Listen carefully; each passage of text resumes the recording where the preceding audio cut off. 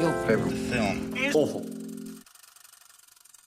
Hello, and welcome to Your Favourite Film is Awful, the weekly show where we take your favourite films and defend them against negative reviews. As always, I am Luke MJ Powell, and with me is Charlie Lilly. How we doing, mate? And Sean Grimsley. Oh yeah, sorry. I've the got to do. silent It's intro not just. in the It's audio not just show. video. Yeah, sorry, podcasters there made a rookie mistakes there. Coming in strong out the gate. Coming in strong. I love it. Right, today, as the title suggests, we are doing Gone Girl from, I want to say, 2014. You are correct. Was it 15? I think it Came might out be in one of those came out in the geographical November. ones. It was November 2014, I think. Okay. Hey, that's because I think you've so. offered up more detail about when it was released, correct or otherwise. Guess who gets to talk about the plot? Charlie? No, it's not Charlie. Oh no, is it you? No, it's never me. Who is it? It's you! Yay! Who the hell is Hugh? What? Sorry, Sean. I'm trying out some new stand-up. It's not going well. Okay, so Gone Girl, directed by David Fincher and written by Gillian Flynn. I've never heard it said, so I don't know. Is a movie starring Ben Affleck and Rosamund Pike. One day, Ben Affleck's character David Dunn returns home to find his wife ain't there, and She's gone. and she is quite literally a girl who is gone, and the police that come to investigate this slowly through a series of evidence and public discourse begin to frame Nick for them. Is it David or Nick Dunn? Why am I having David it's Dunn Nick. is I think Nick? it's Yeah, Nick. David Dunn is 7. I don't know what I'm doing there. Having a moment. Nick Dunn. They slowly start to suspect Nick of being responsible for not just her disappearance but her murder. I think that's Okay, fair. and with the knowledge that's that it. this is only the first half of the film, and no one's clicking on this episode if they haven't already. So do you Yeah. want to talk about the second half of the film as well? Well- Just to remind people. Spoiler alert: if you haven't seen the movie or read the book, please go and watch the movie first, and then come back for these wonderful tones in your ear from 3 wonderful dulcet men. So the movie kind of plays it as a what happened to her for the first half, and then halfway through the movie splits and you find out exactly what happens to her, or happened to her, or is happening to her. It's not necessarily what you'd expect, and I think all the better for it. Structurally, I'm a massive fan of this film. Oh yeah, it's phenomenal. However, in your vague, mysterious nature, you have missed a few things. Such as the feeling in the film. Like, how it makes you feel. Like, how you want to express those emotions that are concocted within you. And Stephen Greenwalt, with a half star, I think sums it up perfectly. The first movie to make me crawl out of my skin and make me get up and walk away. Yet it made me its bitch to finish, just so it could throw Ben Affleck's dick at me as some sort of constellation prize. I mean, what a beautiful starry night, though.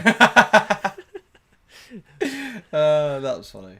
That was good. So, I think like making your skin crawl is a compliment. Like I will say this from the go. I do know people that do not like this film, and their reason for not liking it is always some of the same reasons that I really like it. Like it's supposed to leave you so uncomfortable and like on edge, like And dirty. and dirty. Like I actually, strangely, because hello YouTubers, whoever you're watching this, F2 movies. The mess behind me is because I'm moving, and I found a book which is about filmmakers, like quotes and stuff, and I found one by David Fincher that really applies to this quite heavily, which is Fantastic. I don't know how much movies should entertain. To me, I'm always interested in movies that scar. The thing I love about Jaws is the fact that I've never gone swimming in the ocean again. That's great. That's a really good quote. And I was like, that, so when you said the making your skin crawl bit, I'm like, well, Fincher achieved what he set out to do then, in my opinion. Yeah. I agree. I think for me, what's that? Isn't that a Banksy quote where he says that like art comforts the disturbed and disturbs the uncomfortable. Disturbs the comfortable. Sorry. I don't know what you just said, but I don't know what I just said. Yeah, you get it makes it. Some words they were pretty. We yeah, agree. it makes it. It's like people they know what I'm talking about. But yeah, I think it's my favorite movies are the movies that disturb me, that make me feel uncomfortable, that make me feel something, or and I think this does that to such a degree because it kind of fucks with your head of like. And what I like about this movie is I think it kind of. It's kind of what we're dealing with right now in terms of society and the problems of things. In terms of it's very things. Everyone takes everything very black and white now, and this movie just shows that things are not black and white. They're grey, and you can't. Not everyone is. You could have the perfect person like Amazing Amy is formed out to be in a public presence, but then she isn't really that person. And then someone like Nick Dunn, who doesn't look like, who isn't the best person in the world, could be someone who's innocent. And I think that's what I think's great about this movie is that you kind of don't know where to stand at the first half. You're kind of like, oh, I feel dirty for kind of like feeling like this guy isn't wrong, but because like it's leading all the way to like he's really being too casual about this and he's being a dick about a lot of these things, and the movie's getting you to be like, this guy's a dick, and you're kind of like, but I don't feel like he did it still, you know, from his reactions, and then but you kind of feel bad for feeling that way, and then and I think it's very important for movies to do that to people. It's a wonderful dissection of the court of public opinion. I think this movie. Yes, that's exactly where and Affleck is so perfectly cast for that. Perfectly because cast. It's for me his definitive role. He will never get a job. He will never get a role better than this because his up until this movie was the performance of his life. His greatest performance was his own life. You know, like it's just like the way that his whole career has been in the public eye. It's just like, oh, who is he today? Like, what's he doing? Like, he's turning up in a Nike tracksuit. Like, what does that mean? The next day he's Batman. It's like, what like it's like, and in the J-Lo arc, the J-Lo arc of his life is like, and who knew that wasn't finished? Like, it's a man. I can't take credit for that quote, by the way. That was Aaron Moran, who you'll remember from the Bo Burnham episode. He said that to me once, and I spat my drink out laughing. I thought it was one of the funniest things I've ever heard. But like, it's such a movie about the public kind of opinion on relationships, and you know, it's a wonderful dissection of what we understand. And this is why I think this movie really works. This is also a movie that is so about making movies. Like, if you are a movie fan, yes, the levels of dissection that you can take from this are just unparalleled. From the first shot as well, for me, it just blows my mind. And I think, you know, our narrative understanding of there needing to be a good guy or a bad guy, whether, a good person or a bad person, this movie completely kind of complicates that. And I don't think there's anybody good in this film. Yeah, it's true. No. But I also kind of, within reason, understand some of the bad decisions that a lot of people make. Yes. And that, in and of itself, is screenwriting 101. A scene needs tension. 100%. This film has got that in spades. Yep. I would 100% agree. And to go back to the filmmaking thing you said, I think, for me, this movie taught me, along with The Wolf of Wall Street, that I was looking at CGI the wrong way. I was looking at green screen the wrong way. Because I can't believe, even watching Gone Girl on rewatch of the podcast and knowing now what is green screen and what isn't, I still am blown away by the effortlessness of the green screen and how you just don't notice it, and how Fincher knows exactly where to put it. And he's such a perfectionist. He is the modern day Stanley Kubrick in my eyes, in terms of his approach to filmmaking, being very precise and technically perfect. So I think this is his best movie. I think this is the best movie Alfred Hitchcock never made. Interesting. I see what you mean. It's my take on it. He definitely goes to the school of Hitchcock, Mr. David Fincher. Massively so. 100%. Which I've realised recently most of my favourite filmmakers did. Or do. But yeah, the precision to detail is what makes him so masterful. Like, you're on the edge of your seat with every new reveal because it's the way he's structuring the shots juxtaposing each other or cutting, like when he's getting when he's about to kiss Amy in one of the flashbacks and then it match cuts to him getting swabbed by the police. Like there's so many incredible transitions like that in that movie that I'm just like, the man is so precise with everything. Sorry, go on. Yeah, I was just gonna say, I think it makes me laugh watching it now. I think, I can't remember if it was, I think it was Aaron Sorkin or Soderbergh. It was someone like that said that, like, Fincher is like a nightmare to watch a movie with.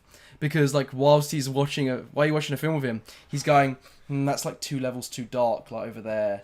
Like, a couple of, like, the tungsten or whatever. Like, he knows all these, like, detail, and they're like, what? Like, how can you look at movies like that? like he's just working on a different level. I think it was Soderbergh. That was I think it was Soderbergh. Yeah. It was. Or was it? No, it was Paul Thomas Anderson. Oh, was it? I think hell. I was completely wrong. Yeah. No, I mean, still a pantheon of greats. I agree with you about a Fincher. Just the for me, and it struck me. So I got to see this on a preview, like hipster credentials here, and I was really worried for the first minute of the film because I was like, what's going on here? The music and the pace at which the intro sequence is cut together, they don't match at all. And I was like, what is happening? This is supposed to be David Fincher. And by the time I got to the end of the movie and was reflecting on why that left a sour taste in my mouth, I was like, of course, like it didn't match up because we were seeing it from Nick's perspective, and from the storytelling, we're supposed to be positioned with him, and none of what's happening to him matches up. None of the puzzle fits together, and it's like to purposely make the opening. Well, it's not the opening shot, but it's the next sequence. Yeah. To purposely make that bad, air quotes. That's so brazen to know that you're doing something wrong intentionally, but also when you do know how to do something well, to mess it up on purpose. That's even harder than getting it right sometimes. It's the masterstroke. Honestly, it's just next level. Like some of my favorite uses of nudity ever in this movie. And just like character positioning when Nick and Amy are first fall in love, how they face each other when they're having sex, and when just before, like during the middle of the film, he's just like banging her from behind, and they don't look at each other. But by the time you get to the end, they're like washing each other's sins away, but they're not even making love anymore. They'll probably never make love again. Do you know what I mean? It's like she just uses his seed. He doesn't even need to be there. So it's like, what? It's just an incredible use of just framing, composition, blocking, and juxtapose. Like you said, for me, I think I wouldn't necessarily agree with you saying it's like wrong what he does. I think it's because he's juxtaposing things that don't usually go together. For example, like you're watching kind of like a romance movie at the start, but underneath you're getting like this Trent Reznor score that's really kind of unnerving and like weird and mystical almost. And then whilst that's happening, you'll have scenes where like he'll bump into her at the party. But before he meets her and she's talking about how I met the most amazing guy, she's looking at another guy. And then he comes up from behind and talks to her. And like there's things like that where it's like, he's setting up things to the language of the film to let you know, like, this isn't going to go the way this isn't going to go where you think, literally. Yeah. Literally. By the thing, what I was saying about it being wrong is, so the opening shot of her head on his lap is not what I mean. It's the next sequence where he comes home. In the bar. Oh. No, it's the opening title sequence. the pacing of the cuts is all wrong to the I see. music. When you watch it, if you watch it again, you'll absolutely see it. It threw me for six the first time I saw it, and then by the time I'd left the movie, I think I called you up, didn't I, Charlie? I called Matt and Charlie up, like individually, and just be like, it's one of the best movies I've ever seen. Like, you need to see it as soon as possible. I think I saw it 5 times in the cinema on its initial release. Yeah, I think I saw it like 3 times. I think. Yeah, and I've seen it. I know I've seen it 3 or 4 times since. Yeah, no, definitely same. Yeah. Well, we gave away how much we like this movie, so in the first review, You really did. Yeah, guess what's coming at the end. Very surprising, actually. Wow. Okay. I didn't have such a strong reaction, my friend.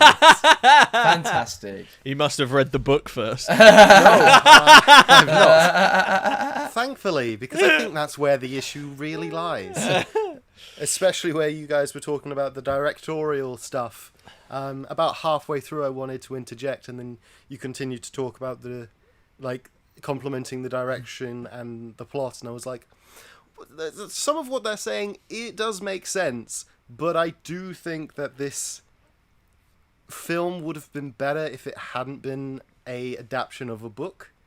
I think if David Fincher had somehow come up with an idea of this style without the relation to the Gone Girl IP, perhaps he could have crafted a better story.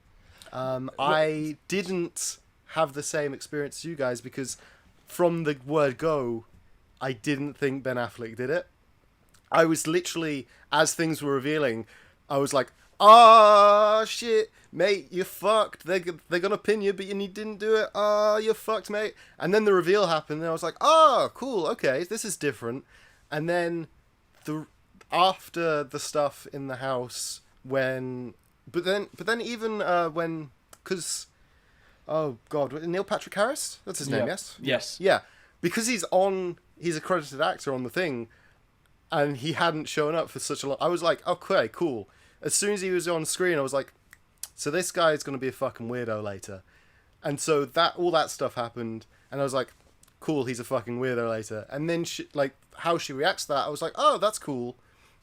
And then she gets back, and I felt it was a lot of the ending bit was unnecessary. I feel it could have been cut much sooner.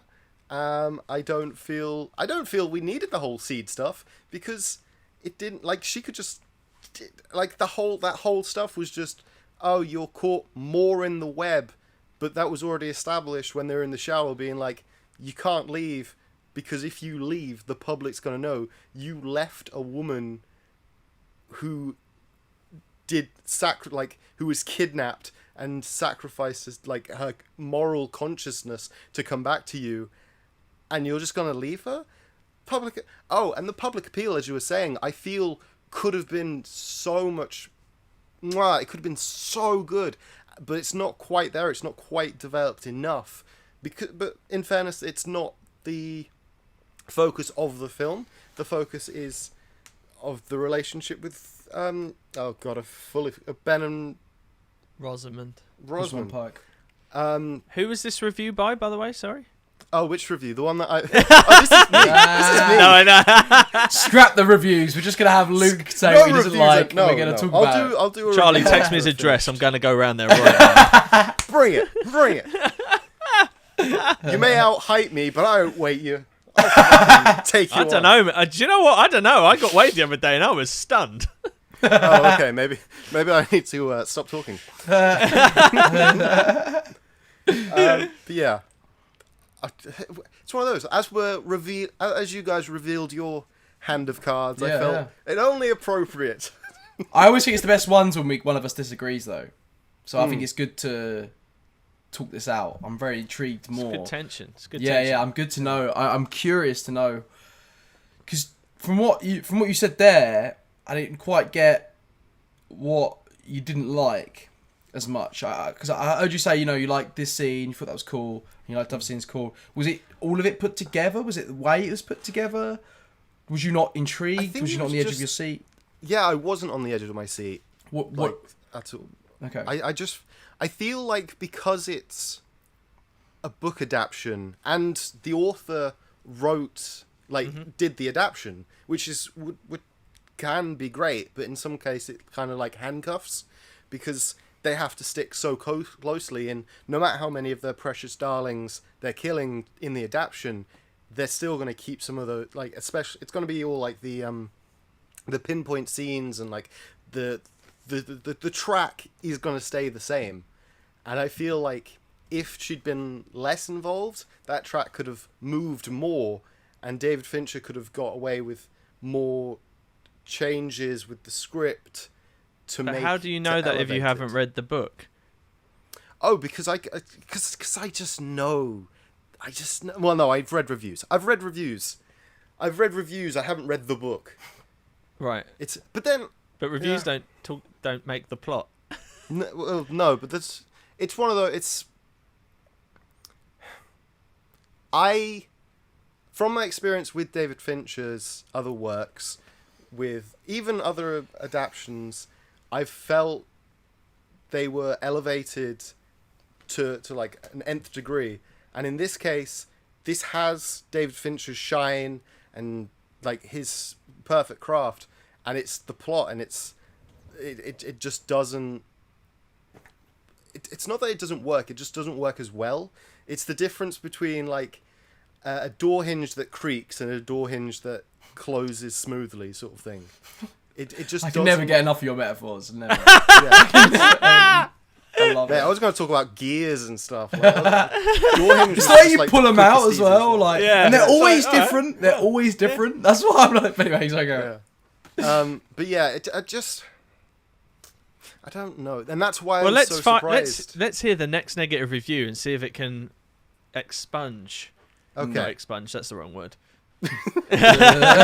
So this is going to be, depending on timing, because we talked a lot longer than I thought we were. This is going to be one of the critic reviews. This is from Bill Clark. It's top and tailed, first paragraph and last two paragraphs. Gone Girl is basically two movies in one. A serious, realistic missing persons. Oh, I've just seen the time. Sorry, you got We're enough. good. You got enough. We're good. Okay. You can always say Go the from review and we can Go jump from the off top of it. the review. Yeah, just cut this. Gone Girl is basically two movies in one. A serious, realistic missing persons boiler, followed by a laughably over-the-top second half that comes dangerously close to unraveling the whole works. The film does not depend upon the audience buying wholesale into the numerous twists, but rather the shifting character motivations and complete nonsensical developments of the third act that accompany the twists. It's a shame, as Gone Girl contains impressive lead performances and is never ever boring. I agree with you. It's never ever boring. It's true. I can appreciate that this is a movie of two halves. Definitely. I absolutely adore the midpoint turn. I think Same. it's fantastic because the movie is one giant, metaphor for the complications of relationships between men and women. And I mean, it may cross genders as well. I don't know, but it's turned up to 11. It's a totally like almost melodramatic, but I don't mean that in a negative way, version of these events. It's like the culmination of every small argument every couple has ever had, and then like, okay, let's like turn this up all the way to 11. And for me, I was fully on board with it because it's almost pulpy, but yet somehow by basing it in this kind of like background of a financial crash and just kind of setting it in a version of the American news that I have seen, I fully bought into the I don't know. I never really read it as a boiler. I never really ever, even the first time, was kind of like, did he do? I was never sitting there going, did he do it or not? Did he do it or not? I was always waiting for the other shoe to drop. And when it drops, for me, I was just like, this shoe fits better than anything. I've ever like. And I spent the entire movie, you know, like we're well versed. We watch a lot of movies. We're well versed in structure and knowing where we are in a movie.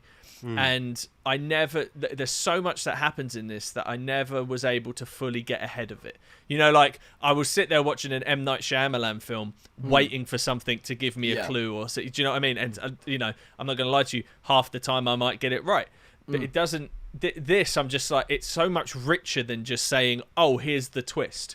It's not about that almost. It's not. It's almost not about that. Like I still think it's really fun if you read it on that surface level, but it's about the complications. You know, it's like that you do want to smash the head in of the person you love more than anyone. The people that we hurt the most are the people that we hold closest to us. And this movie explores that to the degree of not family, but sexually, and how sex and violence coalesce. I can't imagine that Nicholas Winding Refn doesn't love this movie, because it's everything he would ever want out of a film, except there's very little neon. You know, and I have subsequently read the book, and it's like it's one of the reasons why I think that it's such a great adaptation, because what Fincher and Flynn did cut together made the film a much richer text than the book for me. So like the book opens with Nick Dunn, and you're told the morning that she disappears that he sat at the beach reading the newspaper. So you know when you're reading the book that he didn't do it.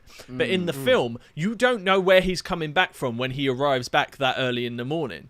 We subsequently find out it was him having an affair with Emily Radziwiłłka, or what, I don't actually know how to pronounce her surname. I've never heard it said. But at the time, it only adds to the film's ability to kind of like throw you off the scent. And for me, I don't know if this is my favourite. I don't think it's David Fincher's best film, but I think it might be my favourite David Fincher film. Like, and you know, for all of the reasons that you were you were stating for yourself, Luke, I just simply cannot see around that wall. I like it completely different headspaces at all. I think this is one of my having read the book as well, I think this is one of the best adapted scripts I've ever read. I heard that from a friend at the time when it came out, because he'd read the book before, and he was like, the adaptation's amazing because it's a great movie as well as the book being its own thing. He was like, I would almost go and read the book as well, because it's like they're two separate experiences, even though they still follow a very similar beats and stuff. And I was like, okay, I need to check that out. I think I agree with what you were saying, Sean, about the way it's kind of like a metaphor for relationships and marriages, whilst also being that. Do you know what I'm saying? Like, obviously, it's not literal. It's literal at times, and then sometimes it's metaphorical in terms of the feelings of being in a relationship that is taking a downturn. And I think that's the masterstrokes of this for me, because it's like it's like a noir movie in a sense, because you have, you know, the lighting's very noir, it's very low lit. It's got that kind of mystery element to it. It's got the femme fatale, the blonde femme fatale that's screwing over the protagonist guy. You know, it's got a lot of noir tropes, even though it's a film that on the surface is like just a normal kind of I don't know, what would you call it, like a thriller of. I suppose in the strictest of senses, it's a thriller, yeah. Yes, and I like that it takes attention to detail, like you said, to like the little things, the little subtleties of seeing their relationship fall apart by their positioning, by their movements, the way they're sort of around, their body language around each other, and all these little things, as well as this big, obviously, giant story that's going on that's also telling you that. And I think that's what's the masterstrokes of the film for me, and that's why I find it difficult to wrap my head around, Luke, why you kind of enjoyed that. Yeah. To clarify, because Yeah. I feel there may have been a slight miscommunication. Okay. When I said I was surprised and such, it was how much you liked it. Not I that you see. liked Not it. that you liked it. I I see. like You understand. it. Okay, I right, like okay. it. It's like I see. It's one of those that, you know, on monochromatic scale, depending on if these reviews change our minds, listener. for me, it sits on the awesome side in that monochromatic scale. If there was a bigger scale, it wouldn't sit at the end of that scale, if that makes sense. It would sit closer to a midpoint, maybe even like a 7, 8 out of 10 sort of area. So I like it, and for the same reasons you guys, because it is well shot, and a lot of those like twists and the beats. It's the weird one where I liked the story, but the story could have been. I felt the story could have been better, which is the type of review that we read and go, "Oh, fuck you," but I'm currently experiencing. I just don't know how you could make this story better. Like, for me, this is the only missing person's story. There are lots of them where you want both the missing person and the person looking for them. You don't like either of them. Yeah, that's true. But you want to see what happens. That is the very essence of why we watch Jeremy Kyle and Jerry Springer. Like, it's it's such a perfect distillation of like 90s trash television for me. Which is, being that little bit older than you, was like seeped into my consciousness from the age of about 6 years old. That I just felt like I was watching like something completely fresh and something completely new. For me, it's up there as one of my favorite films of all time. But going off that, Sean, do you think the reason it might be because of like all the murder mysteries and like cold case and stuff that's kind of become prevalent in today's society? Like, you can't throw a stone these days without like hitting at least somebody that has been listening to true crimes podcast or watched 7 Netflix seasons on, hey, this family was perfect until it wasn't, sort of thing. So do you think that may have like that might be why I don't like it as much as you guys, because I've experienced it after all of these documentary narratives that paint the picture. Oh fuck, that might actually be it. This is just the cinematic version of one of those documentaries that Netflix has forced into my eyes. But you say that, we say this a lot. It is really like a film's critical weight can always be measured by when it came out. Like, you have to really look at it in the Jesus of the period to be able to appreciate it. It's like, it's why something like Jaws is still so timeless, because it kind of like, even though it changed everything then, nothing really about that film would change massively, even if it was set today. Like, I know we'd have better radar tracking and stuff like that, but the core principles of that film could still take CGI sharks. Yeah, whereas it's like, I can totally appreciate it. When I saw this film, it was things like Serial it was around the same kind of time that was coming up. And now, because of the proliferation of streaming and things like that, there's so many. A teen girl has gone missing in the forest. Establishing drone shot over the forest. It's like and then especially after Making a Murderer, which was a cultural phenomenon. I had never really. For me, it works more like a Jerry Springer thing. I see it in a very Jerry Springer kind of a way, and I've never considered it in that viewpoint that you've just had of looking at it as a Making a Murder thing. And just thinking about it now, for me, I'm like, film makes film better.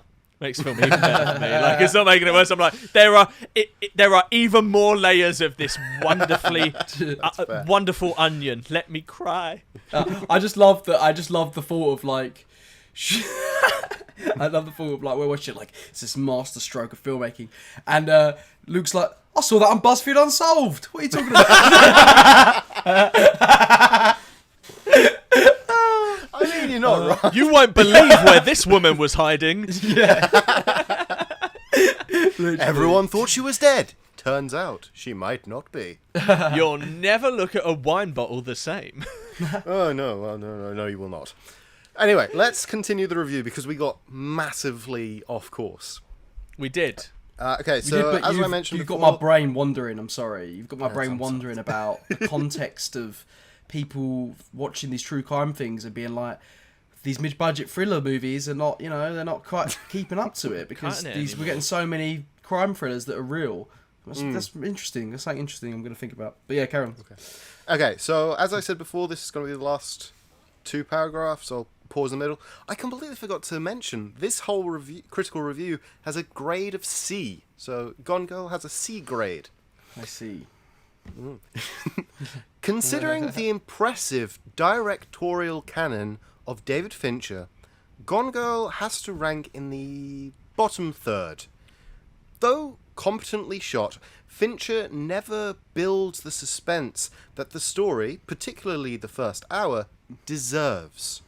It's much more procedural, with the colour palette dark as ever and the pacing deliberate.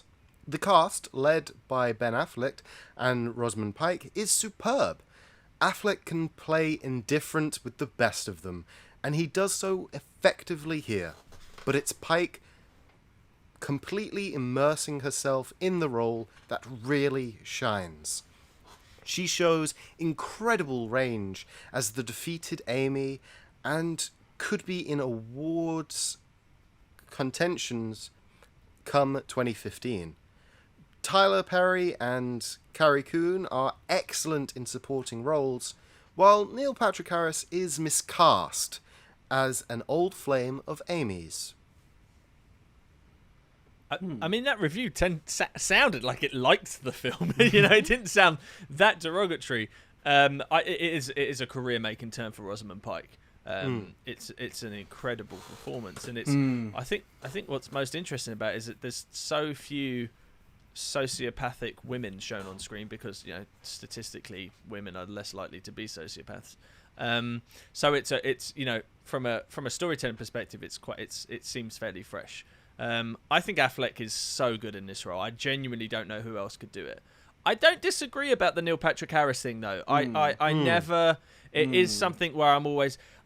It's one of those suspensions of disbelief thing as well. It's just like, at the time he was fully Barney Stinson. So like for me, like that's how I understood him. I was like, I can't see him as anything other than this like Lothario, and him being this kind of like, I don't know, cuck loser. Just didn't land. It didn't. I couldn't separate the two. And yeah, I almost would have swapped Scoot McNairy with him. Yes. Almost. Yes. I feel like that would have. Played a bit better. Do you think he did it because it's I still that thought he was whole... Yeah. Do you think it's that whole... I don't want to say trope, but like it's a element that's happened quite a few times where a comedy actor or somebody that's only known for comedy will do a creepier role so that it like diversifies their pool. So the audience sees them differently. And takes them, literally only one that can pop in my brain is like a Robin Williams doing 1 hour photo, where it's like, hey, this funny haha guy doing a very serious thing. Or Adam Sandler. Yes. Bangkok Jones. Yeah, I do think it could be a case of that, but at the same time, it's one of the few times where I think David Fincher got it wrong. Like I don't think he ruins the movie in any way, but I do agree with that review that I don't think everybody else in this film shines so brightly. Like no one's like Patrick Fugit. Like he doesn't have a lot to do. It's the assistant to the main cop, one of the two cops. The kid from Almost Famous but grown up. He has some wonderful scenes.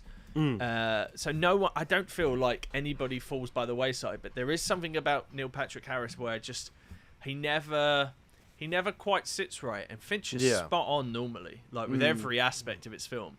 But you never know. There might have been, and this happens a lot as well, there could have been some way that he was tied to being in the film regardless of what happened. It could have been something to do with the contract. You know, whoever is Gillian Flynn's agent is also Neil Patrick Harris's agent.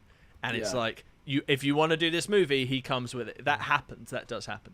It's true. I mean, on some level, the fact that you have this reaction to Neil Patrick Harris being like, oh, that's odd, I'm not sure how I feel about that, kind of lends itself to the character that he's playing, where it's like, oh, I'm not quite sure how I should feel about this guy. Yeah, it's true.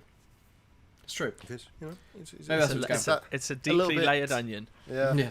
I wanted to jump. Sorry, I wanted to jump on the. You said that this hits the bottom third of Fincher's filmography, which to me is like, it's still better than like David Ayer's best movie. Do you know what I mean? Like even though like I like End of Watch, Training Day's also great, but you know, there's levels to this shit, and I just feel, and it's funny to say that as a sort of a derogatory. No, it's true. It's a very strange relative comparison, that scale, isn't it? Yes, literally. It's like his worst movies, in my opinion. Fincher's worst movies are Alien 3, which wasn't really him. Yeah, he and owns it. The Game, but that's not. It's still great. I still love The Game. It's still great. I still have a great time with it. But it's like in comparison. But I think that's also why I love Gone Girl as a piece of Fincher's work as well, because everything about The Game I love, but it's not quite executed that well. That's true. I feel like going heavy on some crazy outside there twists, he kind of got to he did it again in this one, and it really sticks. For me, it sticks the landing far better. It's like he learned from that almost. But I love The Game so much. Yeah, I enjoy the game. Is The Game the one where his brother gives him the invite? Try not to ruin, just in case we haven't seen it. It's Michael Douglas and Sean Penn. Yes, okay, cool. Yeah, I know this one. That's a movie kind of two halves. Yeah. But the second half happens right at the end.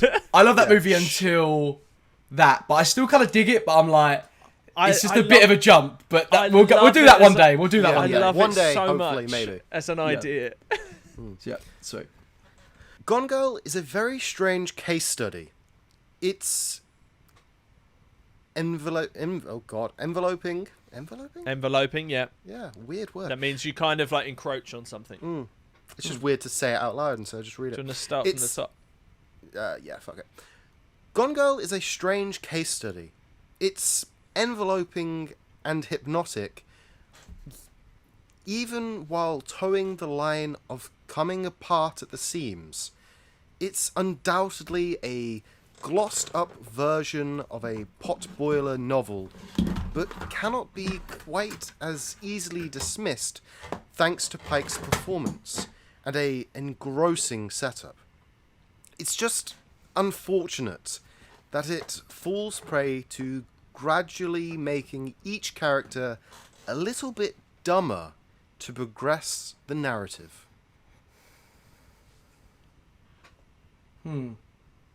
Oh, rude. A little bit dumber.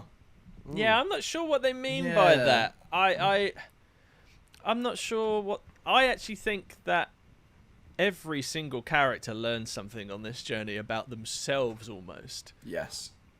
And it challenge. I think the very structure of this film, its very purpose, is to talk about the discourse of society choosing its heroes and its villains,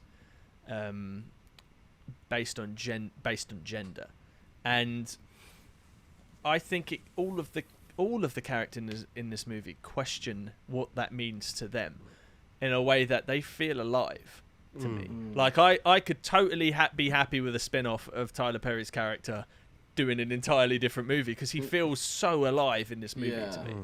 That is true. I feel, in the terms of characters being dumber than expected, for me there are two cases that I felt and shouted at the TV about, which were when when Nick decided not to reveal the third to give the third clue, the whole the one that's in his father's house, and it's just like, oh, I'm gonna pocket this and I'm not gonna tell the police, which I was just like, why?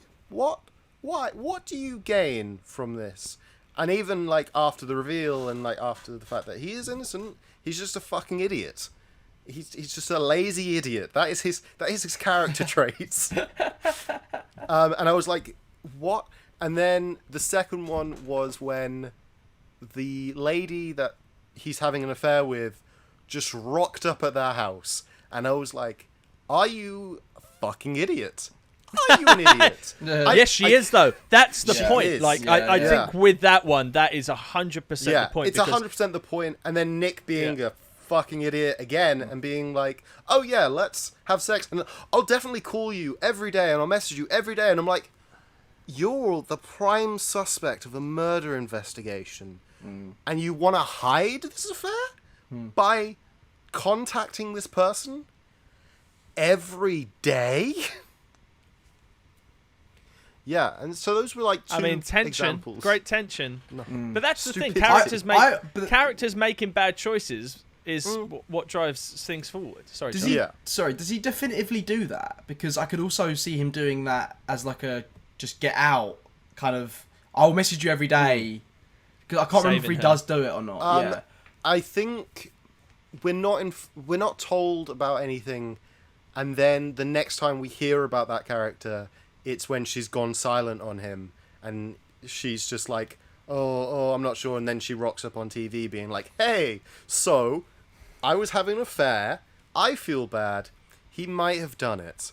And then he goes on TV and being like, I was an idiot, I had an affair, I didn't do it, please believe me. Yeah. But that's the thing.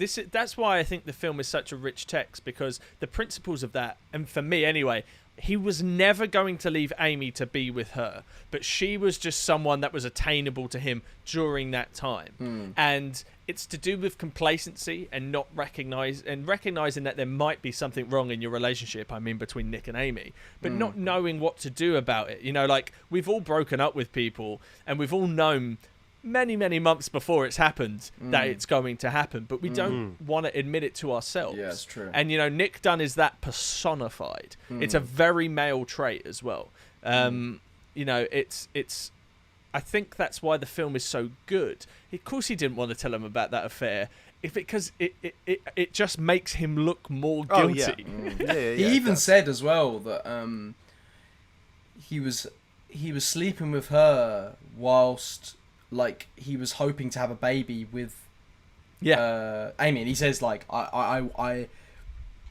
he's like, I would have like dropped everything for that. Like a year ago, that would have been the best thing that could have happened.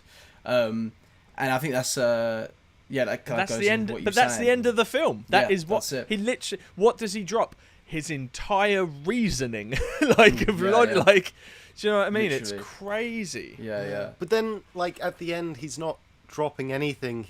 It's less he took food off his plate and more Rosamund Pike's character picked up the plate and just threw it a mile away, being like, you have no options now. You're fucked. You're with me. But it's also kind of a metaphor for the sense that he knows that things are going badly in the relationship.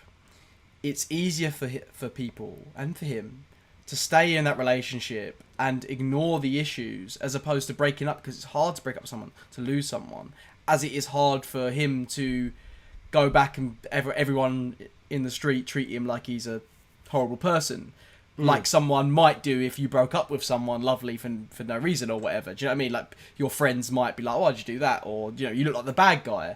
And I think that's kind of what it's going for with that ending. Would you agree, Sean? Yeah, because it's not just, by the time the movie gets to its end, all of everything that's happened means that he's not just staying in that relationship. Like, he can't be complacent. He almost doesn't have a choice to leave that relationship in the end. If it's not by the public discourse of leaving someone that was a victim of sexual assault, it's from the which he was, you know, like a murder. It's from the it's from his own like moral standpoint of that's his kid. Like he is like, but it's the perfect ending to that movie, because regardless of anything else that's gone on, they had a kid to save the marriage. Like that's the ending of the movie. Like and that happens a lot. It happens a lot, but it's sociopathic. Yeah, it doesn't make. It's so selfish, and it's almost lazy as well. It's just as lazy, but she's got that figured out. The puzzle piece of it all. It's it saddens me to say. But I think I love this movie so much because there's aspects to both of those characters talking about what happens in relationships. Like I can relate, especially to him. I can so relate to that character. Like he feels so tangibly real to me. I feel like I know that guy. Yes, it does feel like you know that person, doesn't it? You know, he is very much like the personification of the patriarchy. Yeah, it's true. And I think that's what's good about her side of the story, is that that side of the story is about that. Her side of the story is her saying, like, you know, guys, they want to have the cool girl that does everything for them, and, you know, it keeps a smile on their face and never gets angry. And that half of the movie is kind of the fuck you. It's the other side to that the patriarchy and to that side of what a lot of problems are in relationships, particularly with men, is because they expect and they have such a sort of standard from the movies they consume or the porn they watch, that they expect something like an imaginary thing from their women, and her side of it is her kind of, in her mind anyway, confronting that and like fighting back against that. I feel on some level it's less fighting and more just swapping the roles, because of course by the end of the film, he's the one who has to pretend to be the cool guy who's okay with all of this horrific things. Yeah. It's I don't agree with her methods, but I totally am on board with her argument. Yes, yeah, that's what's interesting about it. But I do agree with her methods because it made for a I'd prefer great movie. happy relationships where people are honest and truthful with each other. We're all gonna die alone. Scientifically, yes. Scientifically, you have never touched another person in your life. That's true. Okay, so this next one is going to be from Carl Langs. It's another half star. I have no words to describe how aggressive this movie made me.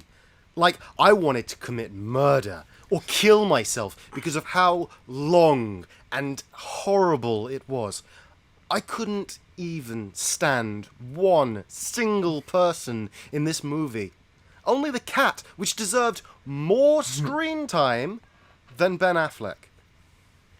I think you're supposed to kind of not like them. Yeah, I think. Yeah, great work for the film there. Yeah, literally. Great work for the film.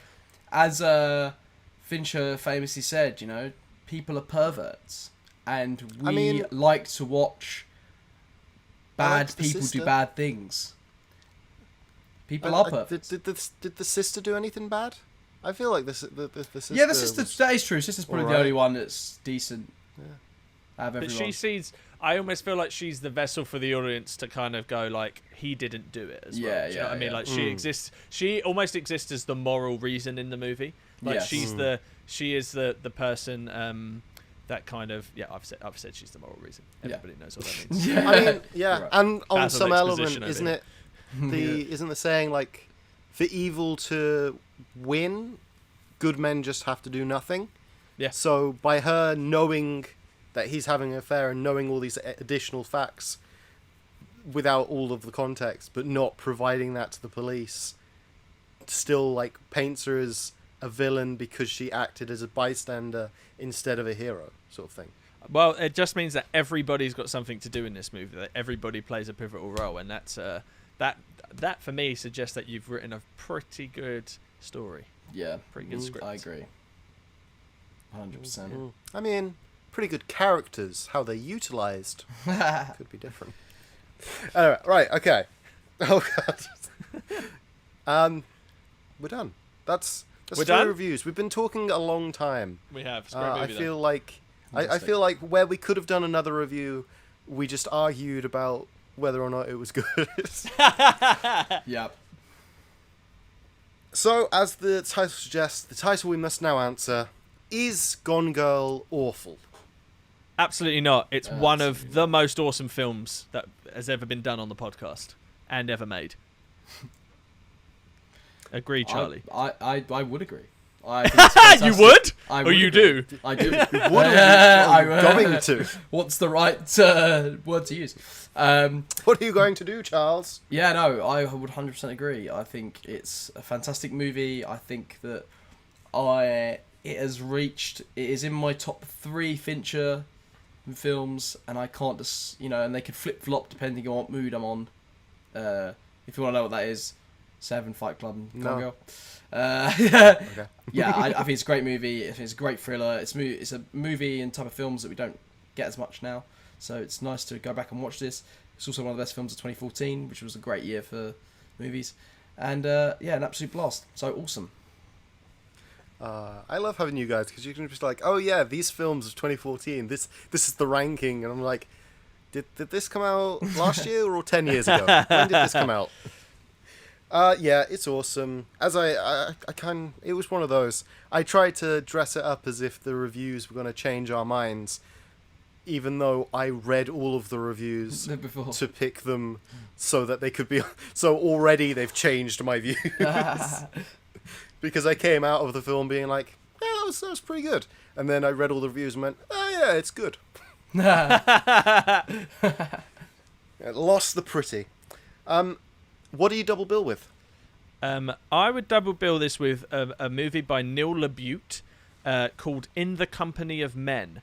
1997, Aaron Eckhart and Matt Malloy. An incredible film. Was a stage play. It's really undervalued, underseen little gem. Massive fan of it. It's about Aaron Eckhart plays there's two business guys. Aaron Eckhart is like a sworn misogynist, and the other guy, played by Matt Malloy, is kind of like quite emotionally hurt by a previous relationship and frustrated by their lives with women. And so they set out to seek revenge on women. And the premise to the movie, I won't tell you any more about what happens. It's not violent. I will say that. It's not a violent film, but it's a horrible film. The premise of the movie was based on the idea of, let's hurt someone. Interesting. That's a nice premise. What's that called, Sean? In the Company of Men. It's directed by Neil LaBute, and it's from 1997. That sounds cool. Sounds cool. I'll check that out. Charles? I think I'm gonna stick with my noir vibes, my film noir vibes, and I'm gonna go with one of the first film noir movies directed by my boy Billy Wilder, Double Indemnity, because I think it's I think you've got the kind of the femme fatale playing the protagonist male who's a bit he's a bit of a dirtbag himself, and I think I think that would be a fun little double bill. What do you think? Do you think I nailed that one, Sean? I know it's different. I'm vibing it. I think you do that. It's remind me, I haven't seen Double Indemnity in about 12. When did I graduate uni? 12 years ago. So if you want to borrow the Blu-ray, you know I me, think mate. I think I own it. I think or I stole it from the university library. Luke? Fair. I am going to go with I Care a Lot. Oh, of course. Yeah. I just feel Rosamund Pike killing it in both films, being a boss-ass bitch. Yeah. What, Big fan of can't her get enough doing of that, right? Yeah, I literally can't. I really enjoyed that movie too. I think she's got a real niche in playing strong but socially misaligned women. Yeah. I'm a big fan of hers. She deserved all the recognition for those. Definitely. And spoiler alert, I think I had similar issues with that film as I had with this one. Yeah. That's fine. So, not enough cat. But, not enough cat. Not enough cat. All of the cats should be there. Cool. I think we've done very nicely there. I think we've spoken quite a lot. We've given a range of ideas and many hypotheticals. No, that wasn't the word I was looking for, but I don't care anymore. It's done. Yep. And I'm tired. I'm tired, listener. I'm tired, so I'm going to go to bed. I've got to shoot. What's the things that we do at the end? Oh, yeah, of course. Sean, thank you for coming. Yet again. It has been our pleasure. Could you tell us, are you still busy? Where can people find you? You may still be busy. Who's this Sean guy, man? I'm the dude. El His dudeness. El Duderino. Duderino. The things you find when you're moving home. You can find me at www.seangrimsleyfilms.com or sgrimsleyfilms.com. Both of them work. I paid for both domains. And yeah, I'm a freelance camera operator, lighting cameraman, editor, motion graphics, and live streamer. So please get in touch if you need anything done. And if you don't. And check out Fair my enough. boy Full Fat as well. Charlie's on the podcast there. And always support those guys. They're doing fantastic stuff, always entertaining. If you like this podcast, what's wrong with you? But also, if you like this podcast, please check out this. What is all this backhanded compliments? I'm trying to make the people laugh. Charles. Right, you can find us on Facebook, Instagram, Patreon, YouTube, the lot on Your Favourite Film Is Awful, and you can find us on Twitter at FabFilmIsAwful. Exactly. Pleasure as always, guys. Listener, I hope you've had a fun ride. Viewer, I hope that you've enjoyed the visuals. Otherwise, bye-bye. Have a good one. See you later. Ta-ta. Ta-ta. Ta-ta for now. What's your favorite film? God, that's awful. Favorite? Awful.